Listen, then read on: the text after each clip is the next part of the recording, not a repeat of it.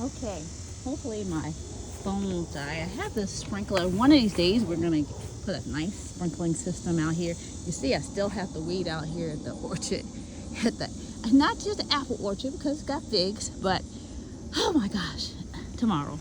And it's funny because sometimes it looks so bad, but those weeds come up really easy in the rocks most of the time. But I've also got to get out of here because let me tell you, snakes are a predator, so they come out at night. Yeah, not trying to be out here when the snakes come out.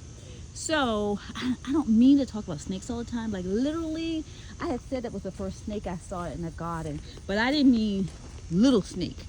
I meant big snake. Like that was the first big snake I've seen in the garden. Like I've over the past couple of years, I've seen about two, maybe three, literally in the garden. I think two in the garden, and they usually are up front.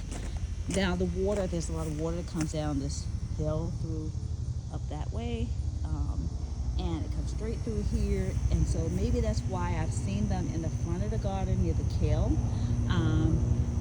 And I didn't have those red pavers there before. I recently put those there, so it was before I had the red pavers. But yeah, I've only seen little snakes. I've seen a few little ones, like maybe twice in the driveway near the grass where it used to be grass here instead of the rocks.